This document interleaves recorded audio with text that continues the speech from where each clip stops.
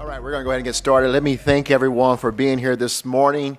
Let me thank Brendan Hanlon, our Chief Financial Officer, for being up here with me. But I also want to send a special shout out to Stephanie Adams, our Budget Director, and her entire team, and all the folks, of course, at the Chief Financial Officer's office as well. Thank you for your leadership.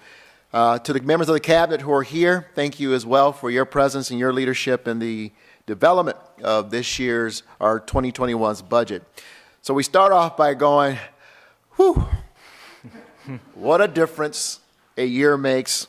Just a year ago, amid the biggest economic expansion in history, I released the 2020 budget that recognized signs of a coming recession. I remember very clearly Brendan and I talking about the potential challenge of the economy slowing down.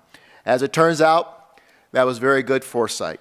Economists say the U.S. entered a recession in February of this year.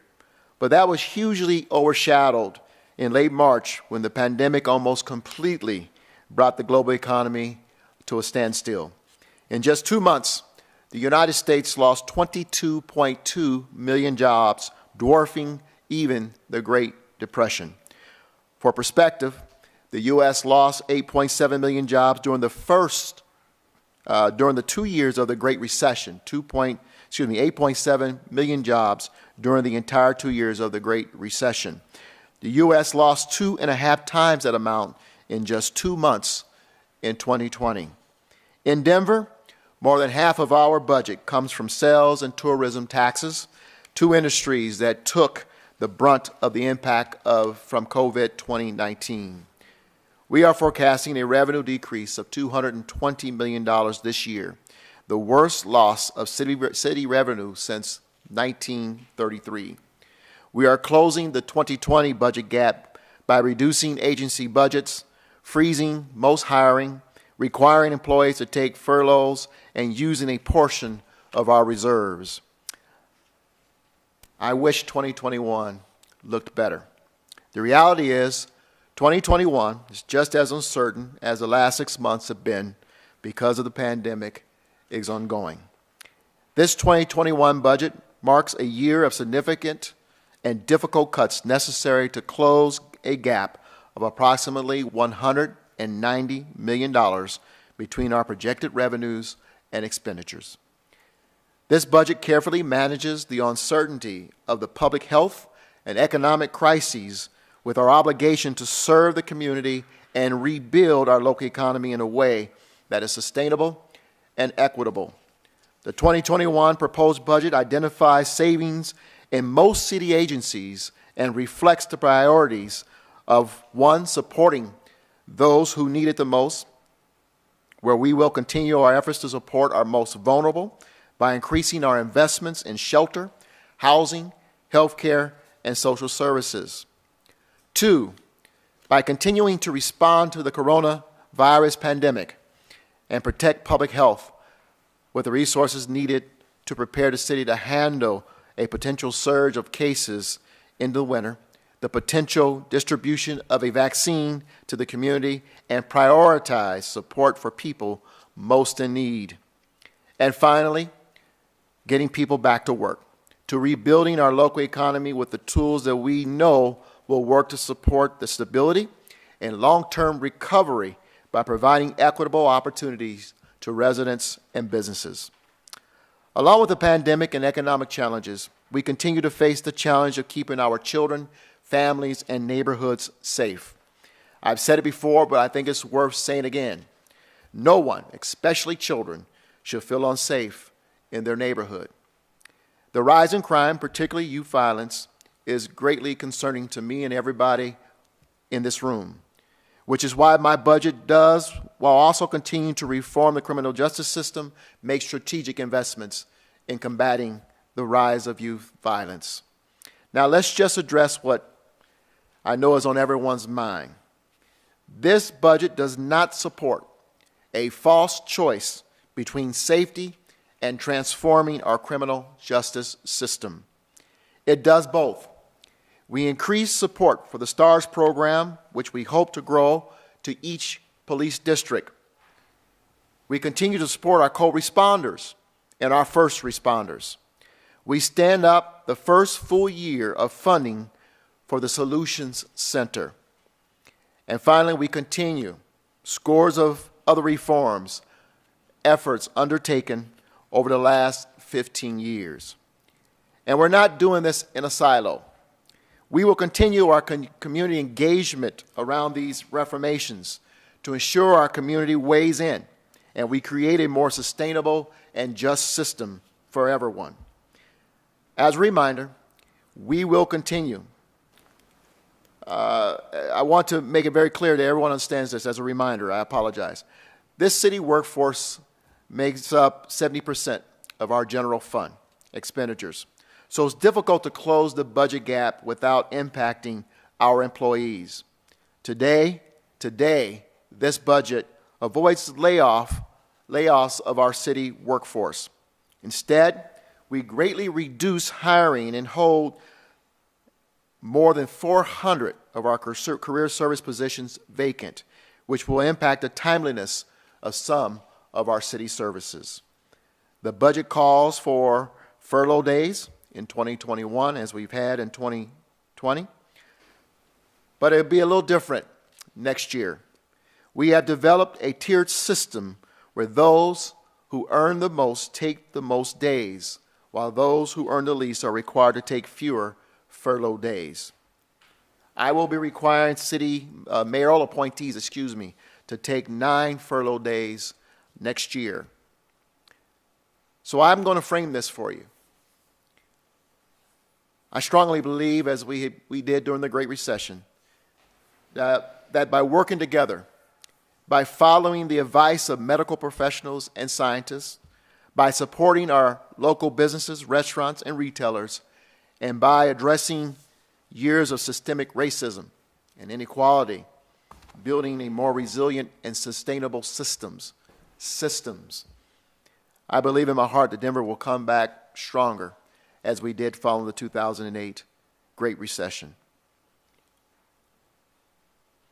Denver is one of the few cities that have been forecasted to come back better from this great economic impact.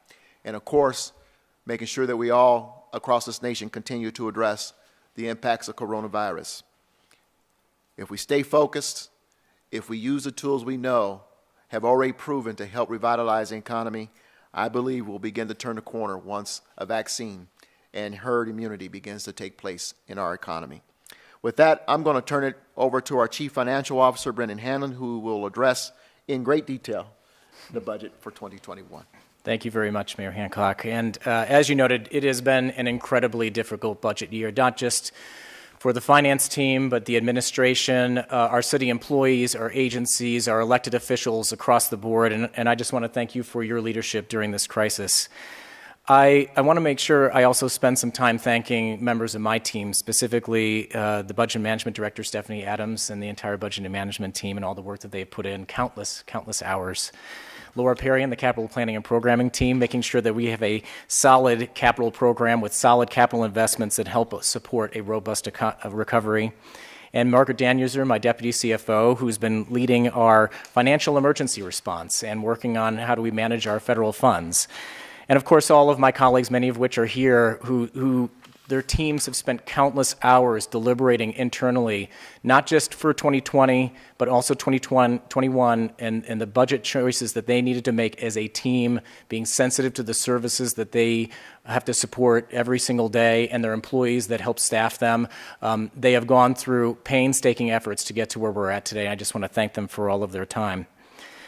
As the mayor said, this is not an easy budget year. In fact, it is the most difficult budget year I've experienced in my nearly 19-year career here at the city. Never have we had to overcome a $220 million gap in our current year funding and then simultaneously work on closing a $190 million gap for the next budget year. I want to first start by talking about where we are economically in 2020 and then give some more detail on the 2021 budget. A few of you might remember this graph that's behind me. It shows the modeling our economist uses to project our revenue impact and recovery, specifically around sales and use tax. We have revised our original scenario of a V-shaped recovery into more of a model of a U-shaped recovery, a more prolonged recovery over a longer period of time. But we are closely watching a new letter, and that is a K-shaped recovery, where elements of our economy rebound while others remain stagnant or continue to fall behind. The mayor talked about supporting a sustainable and equitable recovery, and it is critical to combat the effects of a K-shaped recovery. Because it is that K-shape, that element of stagnation or a lack of recovery that we're going to need to make sure that we focus our investments in. What might happen in a K-shaped recovery? You can look at the impact of the pandemic and see that we felt that our retail, restaurant, and tourism industries were impacted substantially. And you could think of what the employment impacts in those areas are, and the prolonged recovery in those industries will have an impact on those populations in the city that are most vulnerable. Denver's economy is heavily driven by tourism and other retail services and saw large losses in both consumer spending and employment. Consumer spending in Denver year to date through July, retail and food services in particular, at the top of this chart, is currently down 15.7%. More than 7 times the national average of 2.1%. And this drives a particular challenge with the composition of our operating budget's revenue because it is so heavily dependent on sales and use tax and other tourism and hospitality revenues. The general fund is projected to be 14.6% lower, or $220 million less than the original projected 2020 budget. And that represents 10.1% lower than the 2019 final budget revenue collections. We will see some recovery in 2021, approximately 9%. I know this chart shows a number that's incrementally lower. That's because of some accounting changes that we did. But economically, our revenues are growing by about 9%. But as the mayor noted, it is very uncertain and still leaves us with a $190 million budget gap. This is driven largely by losses in sales and use tax revenues, which make up nearly 50% of our city's general fund revenue, and currently that revenue stream is projected to be down in 2020 by 11.6%. We expect to see a recovery of 15% in 2021, but that is growing off of a lower compromised base in 2020. Also contributing greatly to the budget deficit is a 66% drop in lodgers tax revenues. And that is at the heart of this tourism and hospitality impact that we're seeing across the city. 66% drop pales in comparison to the numbers that we saw during the Great Recession. It is the most significant drop witnessed in modern times, and compared to the Great Recession, of an 18% drop. Fortunately, we have financial management tools and an incredible financial management staff that have been available to respond to this challenge. For 2021, agencies are implementing a total of $154 million worth of savings, and those include, and this is not the entire list, but the highlights, of $39 million of reduced hiring and holding more than 400 career service positions vacant, $14.5 million by suspending a general fund transfer to our capital improvement program, $12 million generated by citywide furloughs, $9.6 million through fleet replacement reductions, $7 million through vacancies in sworn staff and police and fire due to smaller recruit classes, $7 million in technology equipment projects and licensing savings, $4.5 million from vacancies in the Sheriff's Department, $3.2 million due to forecasted lower jail population continuing into 2021, $3.9 million of utility and facility savings, and $2.3 million reduced uniform overtime spending in safety agencies. It's been an incredible amount of effort to generate those proposals, and as the mayor said, there will be some incremental service impacts over the course of 2021.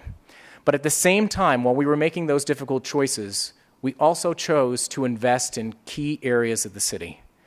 Those include $5 million for the operation of a new leased facility in 48th Avenue shelter, $1.5 million in homeless outreach resources, $3 million by way of the Human Services Department budget for property tax relief, TANF cash support, and eviction assistance programs, each at $1 million, $1 million for the STAR program, which will hopefully leverage an additional $1 million with Caring for Denver funds to get to a total program of $2 million, $827 million to support new parkland and COVID cleaning and rec centers, $500,000 in youth violence prevention programming, $300,000 to increase immigration legal defense fund, $3.5 million for the Colorado Convention Center operations to support a possible partial year closure of that facility, assuming that the state does not continue to leverage it for public health response, and then $2.3 in technology mandatory increases in maintenance agreements, and $9.3 million in insurance premiums, as well as a contribution to the Denver Employee Retirement Fund to make sure that we are properly supporting the sustainability of that fund. We also have some revenue increases contained in this. There are few, but I wanted to highlight a few of those that we are implementing. Court research fees of $3 million in our court program. To be clear, this is for people who would like to research court documents. We found that our fee was less than what the state is charging. We brought that up to parity with the state. Property tax mills of $9 million in the general fund, and I'm going to come back and talk about that one in a second in a little bit more detail. And online convenience fees estimated at $3 million. For the property tax mills, we passed a ballot measure in 2012 that provided for the city to leverage what had been reduced or credited mills in property tax in years where we don't have a reassessment, which is going to be in next year, for next year. That afforded Denver the opportunity to increase property tax mills in the general fund, it's just the general fund portion, of 0.448 mills, and therefore providing $9 million, which avoided $9 million more in additional cuts in the general fund. We are also going to be deploying this practice in human services, in housing, as well as in our social services program, and I forgot the last one, sorry. So those three programmatic areas. Oh, and capital program. I apologize, Laura. My team will talk to me about that after this presentation. So we are doing that in each of those three areas to make sure that we are supporting people in need in this community as well as sustainable recovery. So let me talk a little bit more about our plan for revenue adjustments in our capital program.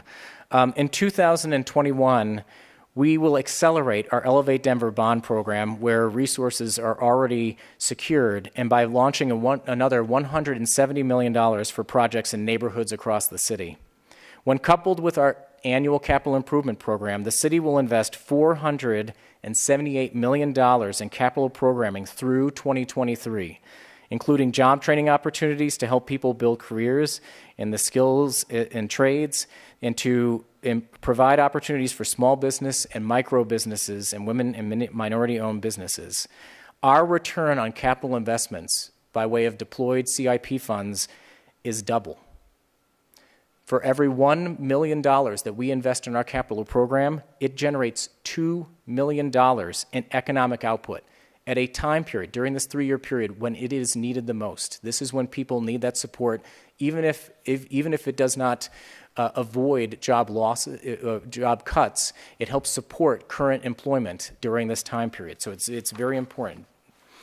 And this is a page that we took out of the Great Recession. During that time period, we activated our bond program, our Better Denver bond program, and deployed those resources. It was an incredible lesson learned on financial sustainability and economic resilience to deploy those dollars, get those dollars out into the community, and soften the economic impact. This budget contains contingency and reserve funds to prepare the city for uncertain economic and public health situations ahead.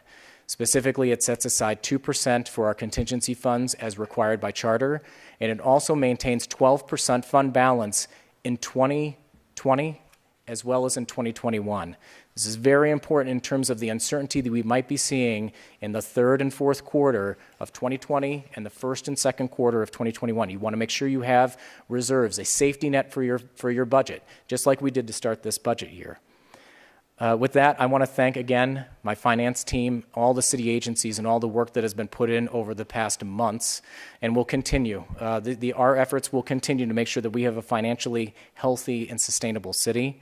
And with that, I will turn it back over to the mayor for questions. Thank you, Brendan. And as we get ready to go to questions, I'll just put one pin in the discussion around fund balance. It seems a revisionist history. We're repeating ourselves every year. We talk about the importance of a healthy fund balance. Thank God we do, because had we not had a fund balance to fall back on in 2020, we would have been in a lot of trouble. And looking toward 2021, the same scenario repeats itself as it did for this year. And so one reason why we push back on efforts to poach or to decrease the fund balance is for moments like this. In 2020, and as we're looking toward 2021, that we have the cushion to fall back on and the ability to continue to keep critical services moving forward. Let's go to Q&A. You can unmute your phones. Do we have any questions?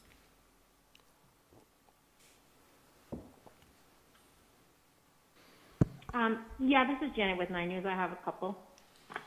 Go ahead. Go ahead, Janet. Sorry, I just have them all written down. I usually go to. So the first one, I'm just wondering what makes Denver different, because we were down 15.7%, which is more than 7 times the national or the U.S. average. So I'm wondering what makes us different.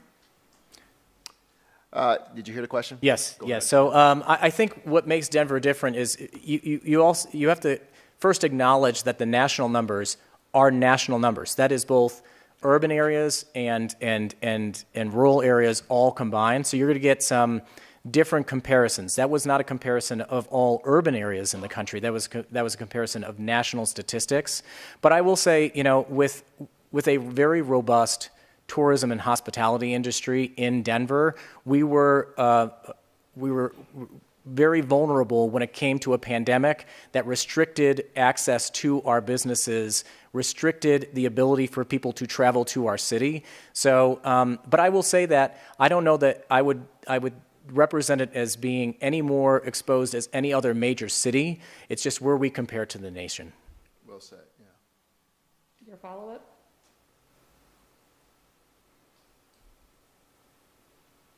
Janet, did you have another question? Yeah, sorry, go ahead. Another question I had is, I know we talked about reducing the overtime spending for safety agencies, and so wondering if DPD is included on that, and how do we achieve that with all of the protests and demonstrations that might be happening into the evening hours? So both police and fire were represented on that. Both organizations committed to an active management of their overtime budget as part of the budget planning process. You note an environment where things are unpredictable.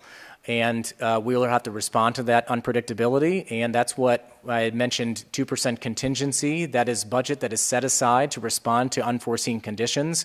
And if needed, if we see some uncertain circumstances arise, we'll go through a public process to transact contingency to respond to that. Gabby, this is David Sachs of Denverite. Can I ask a question? Go ahead. Thanks. I'm not sure if this is for the mayor or for Brendan, but you'd mentioned more than 400 vacant positions, and I'd love to know how that will sort of trickle down and affect everyday Denverites in their day-to-day days. You want to go ahead and start? Sure, I'll start. Yeah. Again, this highlights the work that the agencies did. First is that they are vacant positions, so we're not talking about impacting employees with those proposals. But you are right to note that 400 fewer people providing services is going to impact our services across the city. I think agencies try to be thoughtful. One of the things that I should have mentioned earlier in my talking points was that we went through a very intentional equity filter process when we were asking agencies for impacts in their budgets, making sure that they made accommodations to whether it be library hours, rec center hours, hours of service, customer wait times, those kind of challenges. But you're right that we won't be able to avoid the totality of the impacts by having 400 fewer civilian employees. So we're going to have to kind of roll with the punches. Again, it's much like the overtime question about how do we respond to uncertainty when it comes to our operations. If there are particular pain points in our services, we have the opportunity to go back and modify our budget during the course of the annual budget year to accommodate for that. Mayor? And the only thing I will add to that is that we'll just remind folks that in 2020 we did a voluntary retirement program. And how many employees opted into that? I believe, Stephanie, correct me if I'm wrong, but I think it was nearly 200 employees citywide. And with very few exceptions, those positions will remain vacant. So I just want to clarify there are no specific pain points that residents might experience from over 400 vacant positions. So I'll just highlight a few areas, but I'm gonna make sure that I'm not just representing the agencies. For those people who are watching, we are going to begin council hearings over the next pretty much 10 days, where we're going to get into the particulars about each individual agency and their budget impacts and their operational impacts and service impacts. So please watch there if you want more details. But what we did, a good example was there were some positions that were reduced in our library system, but the one we tried to be opportunistic with the impacts that we saw. And the opportunity was that because of construction, the Central Library will be closed down for a portion of the year as part of renovations funded by bond program. And because of that, we were able to kind of isolate that impact in one location while preserving library hours across the city. There are other areas in our permitting counter and in our rec center. There are positions in the Department of Finance where we're going to be dealing with incrementally fewer staff, and it's just going to put an increased burden on other employees who are still here with the city. Areas that citizens may see more apparent, fewer mowings in the parks, for example. Parks and Rec is going to do everything they can to keep up, but those are some of the more readily sight unseen kind of, the grass may get just a little longer than typical in our parks, as an example. Obviously, they're going to try to stay on top of it. Thank you. Next question. Yeah, hey, Gabby, this is Conrad with the Post. Can I sneak in quick? Go ahead. All right. Hey, I'm not sure if this is for Brandon or the mayor. Brandon, earlier today you said that this budget is contingent essentially on the virus not resurging. And there are some estimates that say it certainly could uptick again. Could you give us a little insight on what would happen, what type of look you'd have to take at the budget again, where those where you might focus and what might have to be cut? Sure. And if the team who's controlling the slides could maybe go back to the beginning. There was one slide that I presented that had the lines on it. One more. This one. So in this slide, this represents a multitude of different scenarios and kind of how our forecasting, economic forecasting, has changed over time. One of those is this dark red or orange line that says Scenario 3, virus resurgence.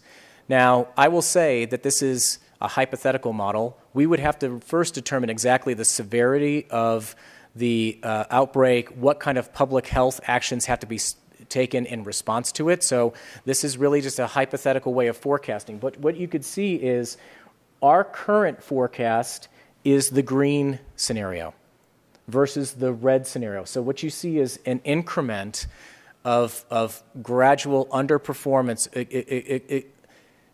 extended stress on our sales and use tax. So think of having to go back into a shelter-in-place type environment. So what we saw in March and April was far more significant than what we're seeing here in terms of impact to our sales and use tax numbers in particular. I don't want to presuppose the type of actions that we would have to take, but we have taken a really thoughtful approach to this, and I've asked agencies to continue to be mindful about filling positions, about posting for recruitments, and keeping options open because we are uncertain. But I will come back to the value of reserves and rainy day accounts.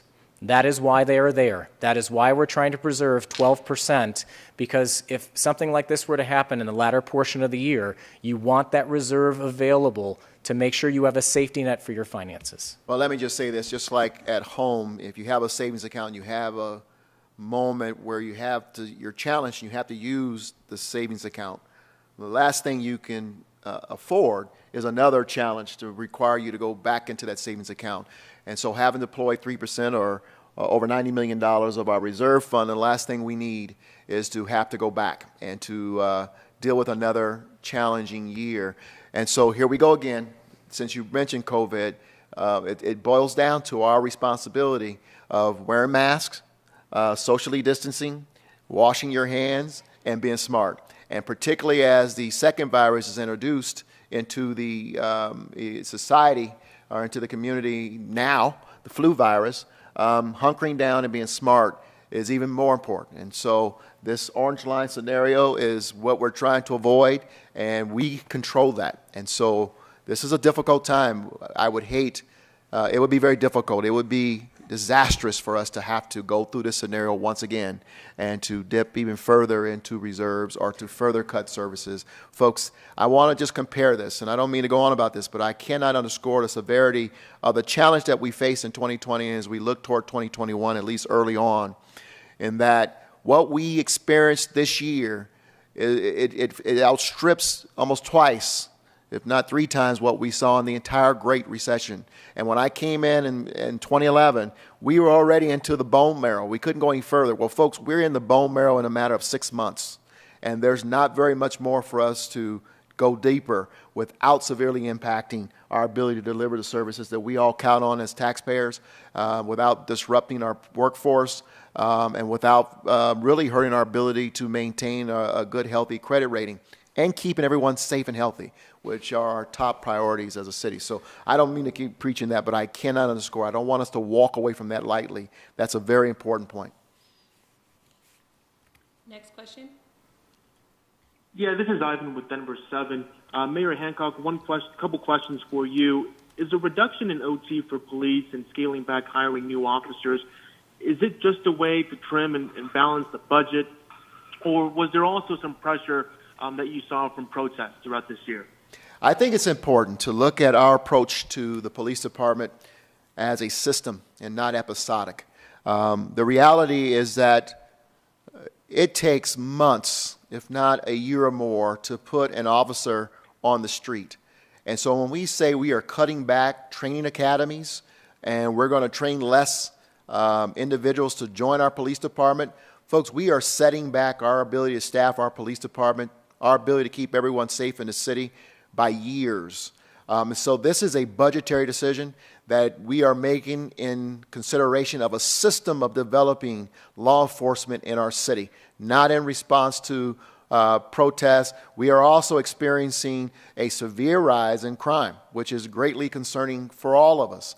And we are in the midst of the pandemic, in the midst of social unrest and rising crime. We are taxing our current police officers a great deal. And so, yeah, there's a great deal of concern here because we are responding budgetarily with regards to our police, our fire, and our sheriffs. And it is a big concern because we understand the amount of time it takes to train and to put on the street for effective policing to occur. Chief Payson, would you like to add anything additional to that? Okay. Director Murphy, Robinson? Okay, great. Next question. You had another question? Lastly, Mayor, what's your takeaway from City Council's rejection of a 2-year contract with the police union, and what are those next steps now that are going to be taken? Well, it's a process. Watching the council decision last night was very difficult and unfortunate, but we're not done. This is a process. We have a lot of work to do. The question before City Council is, what's their plan? I think it's important that they have to answer that question now that they have stepped up and did what they did with regards to the CBA for our police department.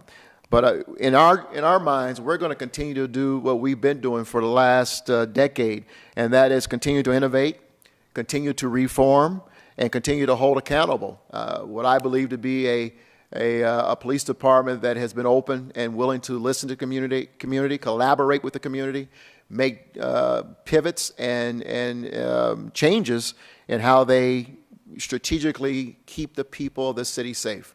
And we're going to continue to do that. I would tell you, you'll be hard-pressed to find a city that has made as many reforms since 2010 as the city of Denver has. And a lot of what's being pushed for across the country we are doing with some pretty innovative, award-winning programs.